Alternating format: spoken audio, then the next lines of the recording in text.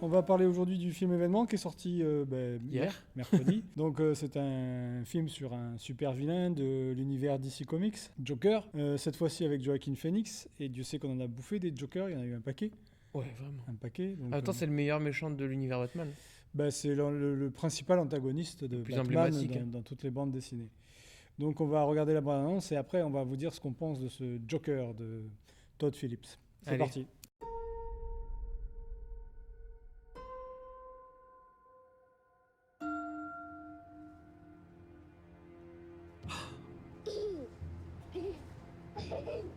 Vous pouvez arrêter d'embêter mon fils? Pardon. Arthur, j'ai une mauvaise nouvelle pour vous.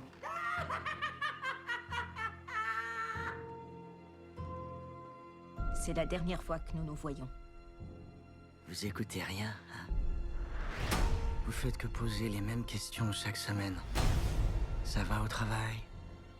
Avez-vous des idées noires en ce moment? Tout ce que j'ai, c'est des idées noires.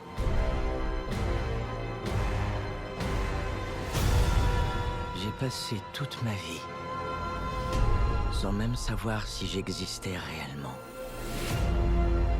Eh bien oui, j'existe. Et les gens commencent à s'en rendre compte.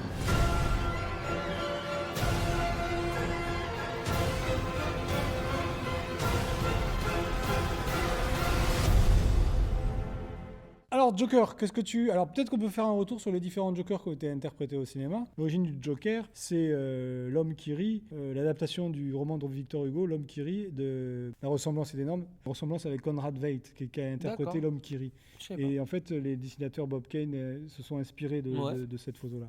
Ok, tu vois, je savais pas ça. Donc le premier Joker, c'est César Romero, hein, dans la série et le film du même nom, Batman, interprété cette fois-ci par Adam West, bon, qui était kitschissime. Vous savez, c'était la version avec les pim pam poum. C'est pas celui qui est tout blanc? C'est tout Si, blanc, je l'ai oui. vu Bah, hier. disons qu'il se rapproche pas mal de la bande dessinée, mais il est ridicule. D'ailleurs, l'acteur avait gardé sa moustache et on voyait la moustache sous le maquillage blanc. C'est vrai. Donc en fait, c'était le Joker, le premier, donc un des plus iconiques, mais les il débuts était du cinéma. kitschissime et c'était le début. Ouais, c'était surtout à la télévision. Oui. Parce que ça a été une longue C'est vrai. série. Je crois qu'après, on est passé directement en termes de film à la version de Jack Nicholson dans le Batman de Tim Burton, Ouais, c'est ça. sorti en 89. C'est ça. Donc là, alors pour dire, petit rappel sur le Batman de 89, quand le film est sorti, ça a été une bombe monumentale. On a bouffé du Batman, je pense, en France pour la vraie première fois en termes de bande dessinée, de goodies, de machin. Je me souviens de l'été 89, il y en avait partout, les chaussettes, les slips, de tout. On a mangé du Batman et le film devait sortir à la rentrée, Ouais. je me souviens très bien. Et c'était vraiment un phénomène, quoi. Hein. C'était l'apparition en fait du gros logo Batman sur les 4x3 dans les villes. D'accord. C'était du jamais vu avec ce logo typique avec à la fois la chauve-souris, le sourire du Joker. C'était vraiment l'explosion et le phénomène social. Hein. Je dirais que ça a été carrément un phénomène social, le premier Batman. Je te fais confiance, j'étais pas né. Oui, crois-moi, il y en avait de partout, les gobelets, les fromages. Enfin, c'était Bon, vraiment maintenant aussi, hein. le marketing. Oui, mais là, c'était la première fois où Ouais, on voyait c'était le vraiment début, un ouais. truc exploser à ce point-là. Hein. Bien sûr. Même Star Wars n'était pas allé aussi loin. C'est le moment où c'est devenu plus une marque commerciale qu'autre chose, en fait. C'était un été spécial dédié à Batman. Ouais. Ensuite, on a eu les adaptations dessins animés. Hein. On va rappeler la très très bonne série animée Plein. qui date fin des années 80, 90, Bah, où c'est la Mark Hamill principale. qui interprète Oui, voilà. le Luke Skywalker, qui interprète le Joker, donc avec C'est ça. sa voix, le c'est personnage. les meilleurs en termes de dessin animé, Disons hein. que c'était les premiers dessins animés qui étaient faits à la fois pour les enfants et les adultes, hein, parce Exact. que les scénarios étaient très très bons. Hein. Ouais. Le Batman et le fantôme masqué, c'est une petite pépite du genre. Et après, on a eu la grosse surprise. Pour Joker, c'était déjà après. Heath Ledger, hein, qui a été un peu au début, disons, on lui reprochait un peu d'être le Joker parce que personne ne le voyait dans ce rôle-là. Hein. Savoir qu'Heath Ledger, c'était le petit minet, beau gosse, qui faisait des films pour ados. Certes. Et là, c'était vraiment Après- la surprise. C'était un peu comme Daniel Craig avec James Bond, si tu veux. Ouais, c'est Personne ne vrai. voyait un Moi non blond plus. interpréter James Bond. Et ben là, on ne voyait pas du tout Heath Ledger interpréter le Joker. Mais j'ai l'impression que c'est culte à tous les Batman, même pour le rôle de Batman. À chaque fois qu'on choisit un acteur, on ne voit pas jouer le oui, Batman. parce que Michael Bah là, c'est Keaton, pareil. moi, c'est mon premier Batman au cinéma. C'est Mm. vrai que quand le film est sorti, personne ne voyait Michael Keaton dans ce grand beau mec musclé et brun. Bah, c'est ça. c'était- Pareil pour Christian Bale. Ben Affleck un peu plus. Et puis, Et là, Robert Pattinson, ne il se parlons fait pas démonter. de Robert Pattinson. Moi, j'y crois à donf, là, lui. Moi aussi. Moi, je Voilà. crois de fou. Et donc j'espère même que ça va être un peu la continuité de ce De Joker, de bah, alors Joker, là, j'espère. sans être la suite parce qu'il n'y aura pas de filiation entre Oh, les deux films. Et à tout moment, ils peuvent te la sortir. Bon, on verra Parce bien. qu'on l'a vu enfin. Donc On à verra tout bien, mais moment, enfin pour l'instant c'est pas le projet. Non. Donc il y a eu Heath Ledger et puis après nous avons C'était eu la performance la plus culte. Hein. exactement. Donc Totalement. rappelons qu'il a eu un Oscar à titre posthume pour ce film-là. Mérité. Donc le d'ailleurs. premier titre avant le Lion d'Or pour Joker, pour le DC Comics, ça a été d'abord l'Oscar du meilleur second rôle de Heath Ledger dans Dark Knight. Voilà. C'est ça. Dark Knight a été, je pense, le premier film vraiment à être mis ou récompensé ou dans les nominés en fait pour une grosse récompense. Hein. Puis c'était le meilleur film Batman qui Et est sorti de. on peut dire que c'est certainement le ou un des meilleurs films. Où il y a parce que Batman à l'intérieur, c'est le meilleur. Ouais. Après, et on y même je reviendra. parle de films de super-héros, c'est pas loin d'être le meilleur Ah bah, bien non sûr. plus. Ça en fait partie. Ensuite, nous avons eu Jared Leto, Jared Leto. qui a fait le pauvre ce qu'il pouvait pour défendre un personnage Écoute, moi, je l'ai pas inexistant. détesté. Ouais, mais bon, le problème c'est que le film il ne lui donne pas matière à, Voilà. justement à défendre le Voilà. personnage du Parce que Joker. tout le monde le critique, le Jared. C'est une espèce Mais il n'a de- pas eu de quoi faire. Hein. C'était un espèce de gangsta maladroit en fait, avec Harley Quinn. C'est qui était, ça. voilà, une romance un peu bidon, mais bon. Non, mais après, c'est dans un style complètement différent. C'est pas bon, c'est pas complètement à jeter. Ça pouvait. Mais comme tu dis, le C'était dans un scénario n'est. style bonbon acidulé Suicide Squad. Hein, c'était Après, un moi, peu je n'ai ça. pas détesté Suicide Squad. Alors oui, ok, et c'est loin d'être. Mais je trouve qu'il a pris quand même très cher. Alors, je sais pas par rapport à quoi, parce qu'il a dû susciter tellement d'attentes. Parce qu'en que fait, du coup, les méchants sont pas vraiment méchants et tout de suite on les a Mais comme c'est ça. voilà, et Ouais, que, mais en les fait, méchants, les c'est ça, gens- c'est ça les vrais méchants. Les gens attendaient vraiment que ce soit des. Là, dans des Joker, pourris. excuse-moi. Hein, Oui, mais là, c'est pas pareil. Nous avons comment dirais-je pense, une métaphore. ça n'a rien à voir. On compare pas Suicide Squad à Joker. Ça, Non. c'est aux Deux antipodes de mondes l'un de l'autre. différents. Il y a un film d'auteur et un film commercial marketing. Mais je trouve que les gens étaient un petit peu durs avec Suicide Squad malgré tout. Bon, après, voilà. Et après, nous avons eu la surprise un jour d'apprendre que malgré le fait que Jared Leto intégrait l'univers DC Comics, nous allions avoir un nouveau Joker à la Ah, mais c'est surprise fini, Jared générale. Leto. Et on nous a on nous a annoncé que ça allait être Joaquin Phoenix, qui lui n'a rien à prouver en tant qu'acteur. Hein. On sait très bien que c'est un acteur qui est extraordinaire, qui est capable de tout, de faire n'importe quoi, de maigrir, de grossir, un peu à la Christian Bale ou à la Tom Hardy. C'est cette nouvelle génération de quarantenaires qui sont ultra efficaces dans les films hein, et qui sont en train d'exploser en ce moment. Hein. C'est peu de le dire. Voilà. Donc Joaquin Phoenix n'avait rien à prouver. Il est devenu le Joker pour ce film. À la base, c'était une production qui a été initiée par la boîte de prod de Scorsese, qui a refilé le bébé à son pote Bradley Cooper et en fait qui a donc été qui a fini producteur exécutif. Et ça, c'est l'implication de Scorsese en fait dans la production de ce film. Hein. Après, il est plus du tout producteur. Voilà. D'ailleurs, ce qui m'a étonné, moi, c'est de voir Todd Phillips qui fait le film. C'est de voir ce qu'il a fait comme film. Ah. Je l'attendais tellement pas. Todd Phillips, Là, il faut rappeler ce qu'il a fait C'est les avant. 3 Very Bad Trip, c'est Date Limit. Et Starsky Hutch. Starsky Hutch. Bah, Donc en fait, rien de glorieux. on l'attendait pas là. Voilà, il y a le premier Very Bad Trip qui était sympatoche. Hein. Les deux autres, c'est Oui, des ressucés. mais bien sûr. Mais Mais bon, c'est c'était pas du grand cinéma, on va dire. C'était de la comédie américaine classique. Voilà. Ensuite, nous arrive cette petite bombe à retardement au Festival de Venise, au mois de septembre. Et voilà, 8 Lion minutes d'or, d'ovation. 8 minutes d'ovation et Lion d'or. Bah, Premier film de super-héros à avoir une récompense c'est mérité. énorme. Et il y en a d'autres de récompenses qui seraient méritées là. Alors, pour tout dire, ce film-là, ça a beau être un film DC Comics, ça n'en ressemble pas du tout à un film de super-héros ni quoi que ce soit. Hein. Oui, mais justement, C'est un film d'auteur, hein, Eh mais ouais. de A à Z. mais c'est vers là que DC devrait se tourner maintenant. Bon. Comme je le dis, on a Marvel pour le côté super-héros, mi-badass, mi-humour, mi-machin. C'est bon, Badass, on en bouffe. Marvel, c'est pas entre très- guillemets. oui. Entre guillemets. on en bouffe du Marvel, on en bouffe. DC, ne recommencez pas ce que vous avez échoué juste avant. Alors, faut savoir Et- que Todd Phillips, lui, en fait, c'est lui qui a soumis l'idée de faire un one-shot, donc ce C'est ça, sur film-là, le Joker. et de créer une espèce de DC Comics Dark Universe. Mm. Voilà, de faire des faut rester des là-dedans. films un peu noirs qui utilisent des personnages de l'univers DC. T'imagines, bam, tu fais tous les méchants de Batman, par exemple, dans Bah, cette ligne-là, ça le peut être pingouin, intéressant double face. si chaque personne est détaillée en fait comme Oui. ça l'est Ah dans bah oui. celui-là, ça serait extraordinaire. Après, est-ce qu'ils vont le faire parce qu'il y a quand même l'envie, des- je pense, de faire des suites de film en film pour essayer de rivaliser, de conquérir Ouais, mais le alors, marché. il n'y a pas de souci. Moi, qu'ils fassent un DC univers, j'ai jamais été contre les Mm. multivers. Enfin, les multi-univers, je veux dire. Mais là, ils ont trouvé une lignée qui est bonne. Mm. Il faut, et je pense que Warner va se poser des questions en espérant, Vu le vu le succès. succès critique de ce film, Mm. se poser la question, est-ce qu'on continue pas tout sur cette ligne? Parce que, excusez-moi, la bande-annonce de Bird of Prey de Harley Quinn, Ça fait pas envie. elle me donne envie de vomir. Ouais. Et pourtant, Dieu sait que j'adore Alors, par Margot contre, Robbie le- et que j'ai adoré Harley Quinn dans Suicide Squad. Le gros problème, c'est que là, il va falloir plus de temps pour préparer les films, parce que ça, ce genre de film, pas grave. ça se prépare longtemps. Enfin bon, voilà. Carrément. Il y a un travail qui est pas le même, quoi. Hein. Il y a un Ah, travail non. scénaristique et d'études psychologiques qui est beaucoup plus poussé. Mm. Voilà.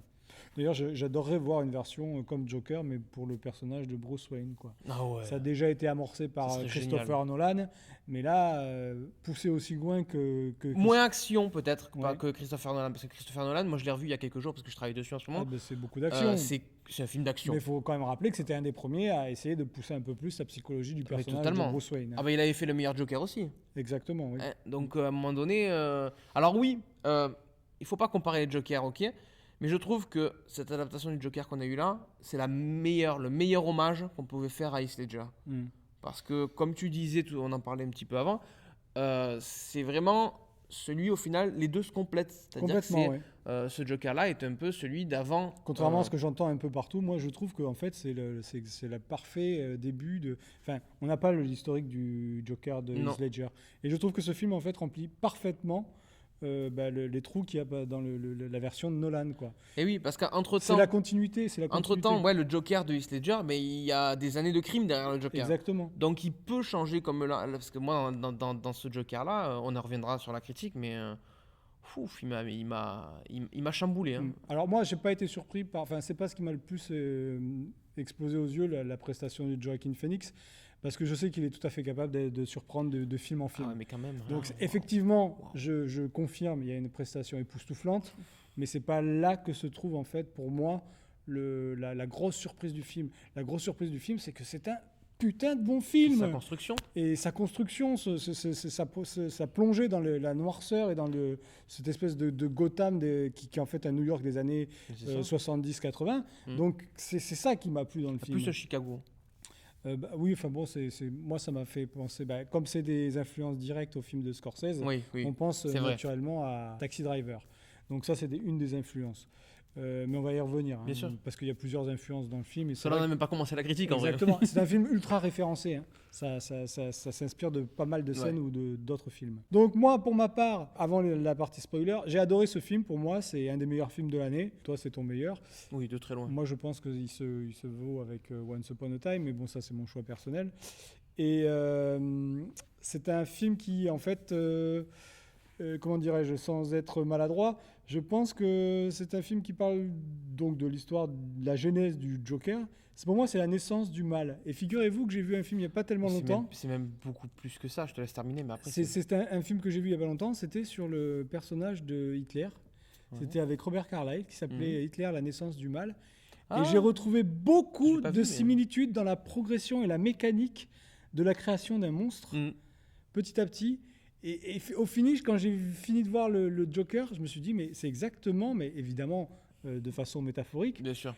l'évolution de quelqu'un qui pète un plomb et qui en fait ramène tout le monde à sa propre vision des choses. C'est la montée du fascisme en fait, plus ou moins. Et c'est pour ça qu'à la fin, il y a cette espèce de révolution. J'ai trouvé qu'il y avait une espèce de... On n'aurait pas été jusque-là, mais. ça m'a fait penser à ça, parce Mm. qu'il y avait beaucoup, beaucoup de similitudes en fait Et je comprends pourquoi tu le dis. dans l'ascension Mm. des deux personnages. Voilà. Et, et ça, c'est aussi le fait qu'il y a beaucoup de scènes dans le film où on parle de Chaplin ou de références à Chaplin. Bah oui, rien que le Chaplin avait fait cinéma, le dictateur. Donc forcément, vrai. voilà. Donc il y C'est avait vrai. beaucoup de choses qui m'ont fait penser à ça et qui m'ont rappelé en fait l'ascension, pas la suite pendant la Seconde Guerre mondiale, Bien sûr. mais putain, je vais y arriver. Mais l'ascension de cet homme. Voilà. Il y a beaucoup de choses. Ne rigole pas, faut pas rigoler à ce moment-là. Ah si, mais ça, je vais le mettre Il y au a montage. des hein. C'est trop drôle. beaucoup de similitudes entre les deux personnages et leur évolution en fait. Ouais. Voilà, ce sont des hommes qui ont été humiliés, et pareil pour Hitler quand ils étaient jeunes.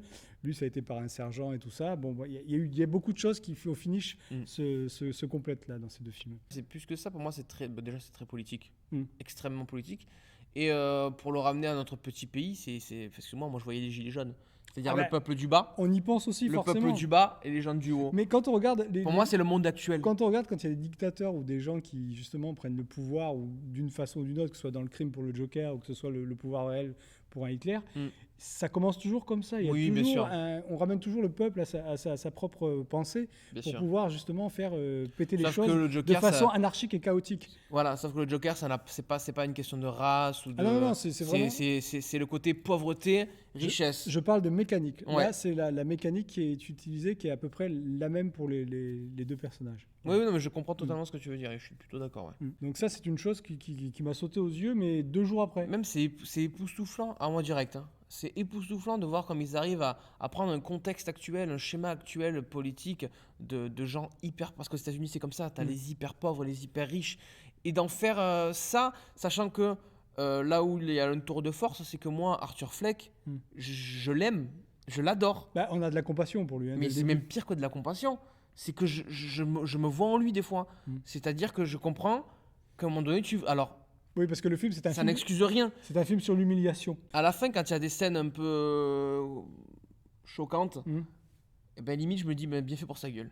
Oui, bon, après, c'est... Tu vois ce que je veux dire? Oui, oui, tout à fait. Et c'est là que pour moi, il y a un gros tour de force. C'est-à-dire que j'aime plus le Joker, qui est normalement le camp du mal. Ils arrivent à te faire passer le camp du mal pour le camp du bien. Le film joue avec la frontière entre le bien et le mal Exactement. constamment, quoi. Hein. C'est vrai que l'empathie qu'on a pour ce Arthur Fleck, elle est énorme dès le Et début. je compte pas le nombre de fois où j'ai eu la larme à l'œil. Oui, il y a eu des scènes très émouvantes. On a envie de crier, de pleurer à sa place, d'ailleurs.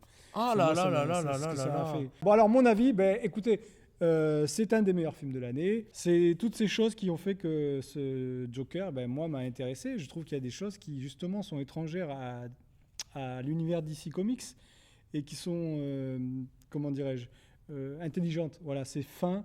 Ah oui. C'est une étude en profondeur d'un schéma, comment dirais-je, un schéma classique d'évolution de personnages, Du mal. mais du mal, voilà, c'est l'évolution du mal, c'est la naissance du mal. Complètement. Et c'est ce qui est génial, c'est qu'on en a de l'empathie pour ce mal à la base, Complètement. et à la fin, ben, on se retrouve un peu débousselé parce que bon, qu'est-ce qu'on doit en faire, qu'est-ce qu'on fait avec ça, et qu'est-ce qu'on fait de cette prestation énorme de Joaquin Phoenix, voilà.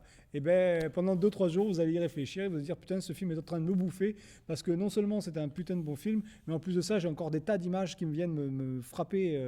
Pour moi, ça réveille la noirceur de chacun d'entre nous, ce film. Voilà. Ben, en fait, on est tous on est tous dans la possibilité d'être Ah, mais on un est jour tous des- amenés On est tous des à meurtriers réagir potentiels. comme ce Arthur Fleck. On voilà, est tous voilà. des meurtriers potentiels. Exactement. Un être humain qui naît Mm. est un meurtrier potentiel. On Après, a tous ça- de la noirceur Ça en nous. dépend ce qui vous arrive dans la vie, exactement. Et lui, Après, il- c'est nos limites, c'est tout ça. Notre, le pauvre, il morfle pas mal.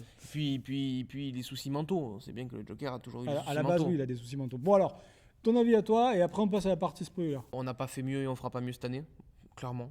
Hein, c'est pas Star Wars qui va relever le niveau. On sait Non. jamais. Non, non. Peut-être un éclair de. Non. Bon.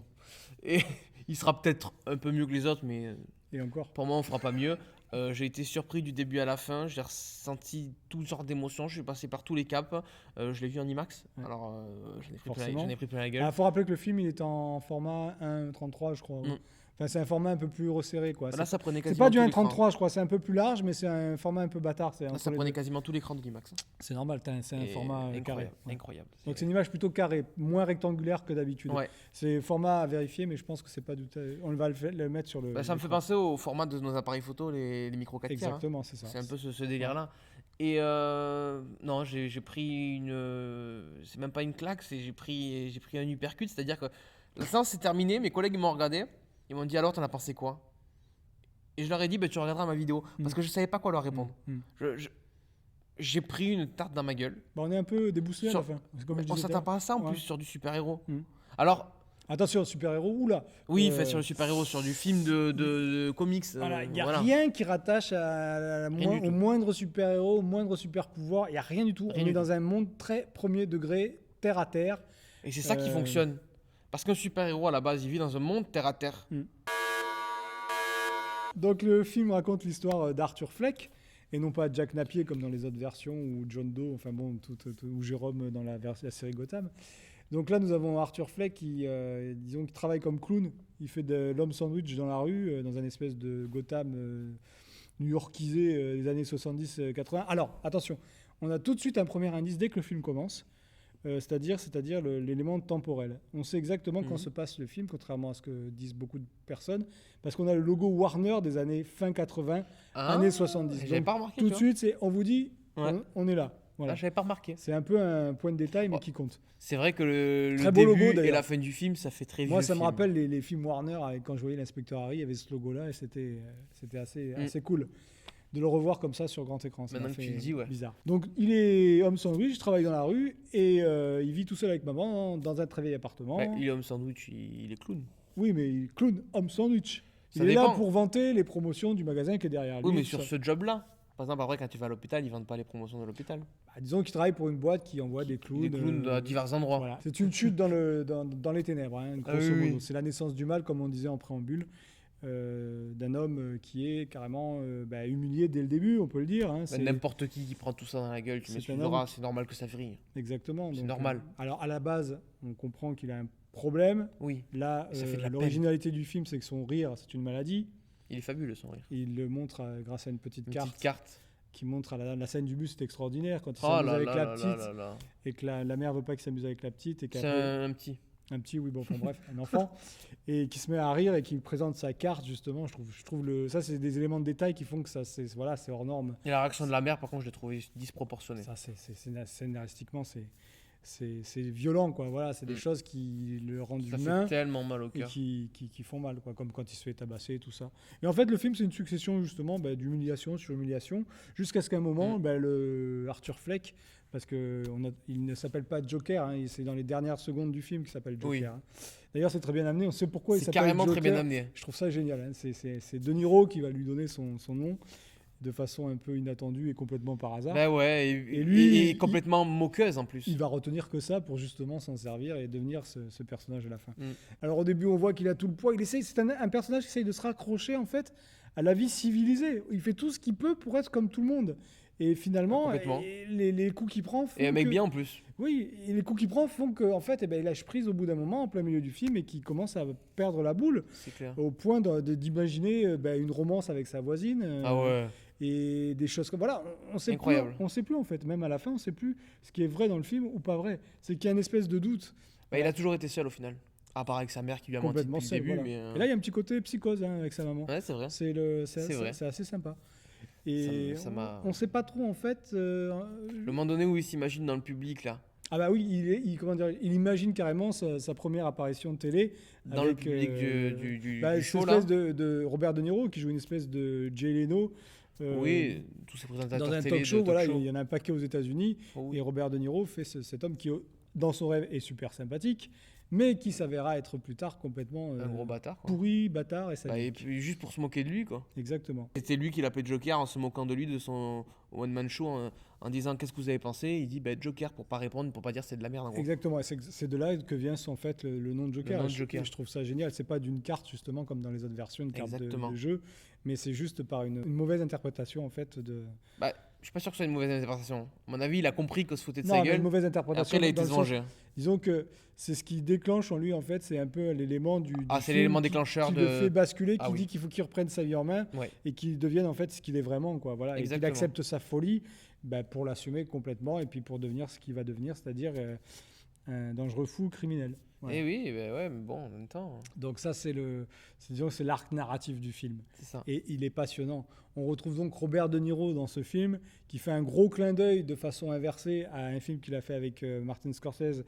Bon, je ne vais pas vous l'apprendre, c'est La valse des pantins, tout le monde le sait. Il reprend un peu l'antagoniste Jerry Mhm. Lewis. Évidemment, on pense aussi à Taxi Driver, déjà dans la photographie, parce que c'est tous des tons de vert, d'ocre, de marron, enfin bon, voilà. Ouais. Et Taxi Driver, c'est exactement ça. Il a les mêmes teintes colorimétriques de ce film-là. Il y a d'autres films qui m'ont fait penser à Joker, c'est-à-dire il y a le film de Hardcore avec George C. Scott, il y a aussi le Cruising avec Al Pacino. Il y a plein de choses qui nous rappellent en fait cette espèce de New York miteux, dégueulasse, voilà, où on peut sombrer facilement dans un monde qui nous est étranger, comme Cruising avec Pacino, qui tombe. Je l'ai pas vu. Voilà, c'est aussi la descente aux enfers d'un homme justement Ouais. dans le même genre de milieu. Bon, enfin, il y a plein de références, c'est ultra référencé ce film. Voilà. Toujours, de toute façon, j'ai l'impression que maintenant, aujourd'hui, les gens adorent faire des références. Mais là, le problème, c'est que c'est intelligent parce que c'est Ah oui. ultra référencé, mais c'est pour nous donner quelque chose de nouveau. Ah oui, oui, Parce qu'en complètement. fait, le film est résolument moderne. Parce que le traitement d'un personnage aussi certaine façon, oui. iconique n'a jamais été fait de cette façon-là. Elle a été abordée par Nolan, mais pas traitée jusqu'au boutiste comme ça, de cette façon. C'est vrai. Voilà. Donc c'est vraiment en ça un film vraiment original et qui en fait, pour moi, pour ma part, une véritable œuvre d'art. Ah oui, totalement. Parce que totalement. pour moi, c'est une espèce de tableau qui a sa place. À la limite, je ferais même presque... je culturais complètement le fait que ce soit le Joker. Pour moi, c'est l'histoire d'un mec qui morfle et qui a un destin particulier. Ouais, mais le fait que ce soit le Joker, ça rajoute un background. Disons c'est intéressant quand même. C'est le background, mais pour moi, c'est pas ce qui m'a intéressé le plus. C'est vraiment cette évolution qui m'a intéressé. Ça a toujours été plus sombre, les origines de Batman. Alors, donc, il s'inspire beaucoup de la BD Killing Joke, qui a aussi été adaptée en dessin animé, mais qui a été raté. C'est vrai. Là, il s'inspire beaucoup de cette bande dessinée, qui est une des plus cultes de l'univers du Joker Bien et de sûr. Batman. Pour moi, c'est leur plus grosse confrontation, Killing Joke. Où ils abandonnent tout d'ici. Mm. Où pour moi, c'est la seule voie dans laquelle ils doivent s'engager.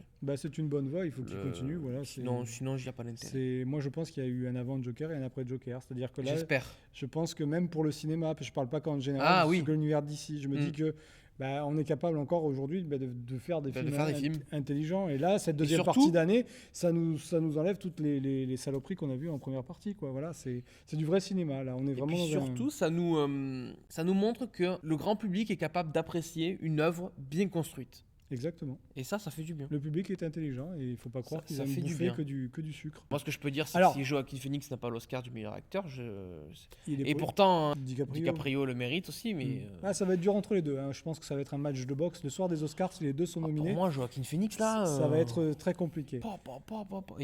Il me scotchait. C'est-à-dire que dès qu'il était à l'écran, dès qu'il a. Et c'est pour ça que je dis que c'est pas ce qui m'a le plus étonné dans sa prestation, parce que j'en attendais pas moins. Il joue beaucoup avec son corps. Ouais, c'est vrai. Il y a des scènes où il danse, où il articule. Incroyable. Son corps, c'est un personnage presque à part entière. Ah oui, totalement. Il se sert de son corps comme un outil. C'est un squelette. C'est ce qui fait que c'est bluffant. Mais bon, c'est Joaquin Phoenix. Comme il se contorsionne et tout. Alors le film a réussi à raccrocher les wagons parce que effectivement, contrairement à ce qui a été dit dans la presse avant la sortie du film, ça parle de l'univers de Bruce Wayne et de Batman. Il y a un petit passage où à un moment donné, on pense que c'est le demi-frère de Batman et tout ça. Ça, j'adorais. Je me dis. Mais bon, voilà. Ils font ça. Et puis après, putain, c'est bien trouvé. Le film retombe sur ses pattes. Parce que tu sais que du coup, c'est génétique, les problèmes mentaux. C'est un problème mental. Elle lui a menti toute sa vie. Voilà. En plus. Sa maman, on précise que c'est la maman qui Mais en plus de se faire humilier, qui est mytho, en fait. Il apprend qu'on lui a menti toute sa vie, qu'il a été adopté. Comment tu veux que le mec il vrille pas? Rebaffe quoi. Il pensait avoir un passé et finalement il s'aperçoit qu'il n'a aucun passé. Et c'est ça qui est horrible, c'est que quand il va à l'orphelinat pour se renseigner sur son propre, il voit qu'il a zéro passé. Mais exactement. Il ne sait pas du tout qui est ses parents. Il a été adopté par cette femme qui était folle, qui l'a maltraité dans son enfance, qui l'a battu, qui a fait qu'il a gardé des séquelles et qu'il a un certain trauma. Exactement. Voilà. Et il s'en rappelle même pas. Ce rire. Mais moi c'est le meilleur méchant que j'ai pu voir, hein, tu vois, je veux dire. Moi je pense que j'étais frustré parce que j'en ai pas assez vu justement. J'aurais aimé voir après l'évolution parce que il y a une image clé de ce film, c'est quand on voit en coulisses de l'émission de Robert De Niro, on voit le plan sur le Joker qui à un moment donné est très calme, contrairement à tout ce qu'on voit dans le film, où il est comme ça et réfléchi. Et cette image est terrible, parce qu'à ce moment-là, on se dit, mais qu'est-ce qu'il pense, le gars? Qu'est-ce qui se passe dans sa tête? On le sait maintenant. Et là, on comprend que c'est le mal absolu qui est dans son crâne. Ce qui lui donne la force d'avoir ce monologue dans l'émission et d'avoir à faire ce qu'il va faire. Donc justement, on pense qu'il va se suicider. Non, pas du tout. Il est atteint par le mal, il est complètement rongé à 100%. Ce moment est incroyable. Et il applique ce mal. Voilà. Ah ouais. Ce mal, qui pour lui, il appelle ça de l'humour. Oui. C'est son humour. Lui, tuer des gens, quand la femme elle lui dit racontez-moi votre blague, vous la saisiriez pas, c'est normal. Parce que pour elle, ce serait du mal et de la... alors que pour lui, c'est une blague. Cette partie-là, par contre, je me suis demandé si c'était pas inversé. Avant, on peut plus faire confiance au film sur ce qui s'est réellement passé. Et en fait, là, à la fin, on se demande, est-ce que c'est pas lui maintenant qui imagine qu'il est dans un asile psychiatrique? Il y a un petit doute. Il y a un petit doute qui fait que on ne sait pas trop si c'est vrai ou pas. Cette fin où il est dans l'asile psychiatrique, on se demande si c'est pas fantasmé ou pas. Ce serait normal qu'il y soit. Parce qu'il assume sa folie justement, et on se demande si c'est pas ça qui. Non, mais dans les Batman plusieurs fois, il y va dans les asiles, donc c'est très probable. Après il y va, il s'échappe, il y va, il s'échappe. C'est un jeu de montage, donc là c'est fait exprès pour vous mettre le doute. Ah oui, totalement. Mais il y a cette espèce d'inversion à la fin qui fait qu'on ne sait plus ce qui est vrai ou pas. Justement au climax du film, quand il tue Robert De Niro de façon violente. D'ailleurs, cette fin entre ses collègues dans l'appartement et le présentateur, J'ai trouvé que ça faisait très Tarantino. Oui, parce qu'il y a un long monologue, justement. Ouais. Et une fin qui surtout est violente au moment où on s'y attend pas forcément. Et en sans fait. faire des sbroufs de mise en scène, parce qu'en fait, c'est un plan large, et ça se passe Exact. comme ça. Un peu Comme un talk show. Voilà. Comme un talk show en fait. Et c'est d'autant plus surprenant qu'en fait, il n'y a pas de côté spectaculaire. Et Mais il justement, tire une balle comme le ça. réalisateur bing, ne de tombe pas dans le piège, justement, de l'action spectaculaire. Il reste très Exact. dans son moule et dans sa vision des choses. Et ça va très bien. Et c'est génial. Le film parle beaucoup de Chaplin, utilise la musique de Chaplin, Smile, qui est interprété par un autre chanteur, je crois que c'est Nat King Cole, mais j'en suis pas sûr, et qui est magnifique. Ça fait une scène très onirique dans le film où le gars, juste avant de sombrer complètement dans la folie, en fait, essaye de voir le monde, d'essayer de récupérer tout ce qu'il y a de beau dans le C'est monde ça. pour le vivre à fond et avant de se prendre toutes ses baffes et arrêter complètement de penser à ça. Donc en fait, tout ça, c'est des, comment dirais-je, c'est des inspirations avec le cinéma, voilà, du début du cinéma, parce que voilà, c'est des choses qui nous rappellent l'enfance, des belles choses. Voilà, Ouais. c'était à l'époque où on pouvait voir des Chaplin et rêver à plein de choses, tout en étant dans un contexte compliqué. C'était le meilleur moyen, c'était le rire, c'était de faire rire.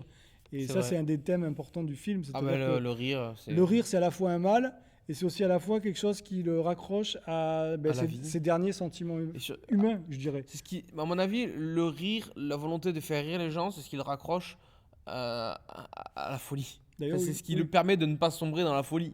Oui, c'est À ça. partir du moment où il se rend compte que personne ne rit, D'ailleurs, en plus il de ça, parle. on se moque de Il lui, ne faut pas rire. C'est ça. Voilà. là, t'as compris que c'est fini. Donc le sens du rire a plusieurs Et sens. il crée son propre sens de l'humour. Exactement. Mais bon, ça c'est. Puis ce final, c'est autre putain, chose. ce final, quand il prend son sang, c'est Ouais. fou, c'est fou. Donc en conclusion, pour ma part, je dis un grand oui à Joker et faites-nous des films comme ça plus souvent parce que là, franchement, Faut on faire est que ça. client. Je suis d'ici, il faut faire que ça maintenant. Disons qu'il faut faire des bons films. Ta conclusion? Ma conclusion, c'est qu'on fera pas mieux. Bon, ben voilà, c'est tout est dit. Je pense que. On a vu un des deux meilleurs films de l'année. Enfin, toi, c'est ton meilleur. moi, c'est mon Moi, meilleur. Et moi, je sais que ça changera pas. c'est mon deuxième meilleur. Mais bon, voilà, ça se tient. Et voilà. Ça fait partie de ce qu'il y a de top en 2019. Et il Et a fallu Dieu attendre la sait fin de l'année. que ça a été compliqué. Oui. Alors, on vous dit ciao, abonnez-vous, likez, faites tout ce que vous voulez. Et Comme puis, d'hab. on va regarder le programme de notre cinéma. Ce mois-ci, dans votre cinéma municipal Marcel Pagnol, retrouvez des films comme Joker, Downtown Abbey, De moi, Ma famille et le loup, La Grande Cavale, Ceux qui travaillent, L'intouchable Hervé Weinstein, Les faussaires de Manhattan, ainsi qu'une journée complète dédiée à Halloween avec Maléfique, le pouvoir du mal que vous retrouverez également au long du mois, suivi de 2 films de John Carpenter, Fog et Prince des Ténèbres, et enfin Evil Dead 2. Et prochainement dans votre cinéma, vous pourrez retrouver des films comme Ad Astra ou encore La Reine des Neiges 2. Retrouvez notre programme à l'accueil du cinéma ou sur notre page Facebook et nous vous disons à bientôt au cinéma municipal Marcel Pagnol. Alors, ça raconte l'histoire d'Arthur Flex. Flex. Arthur Flex. Alors, le film. C'est un contorsionniste. C'est ça, exactement.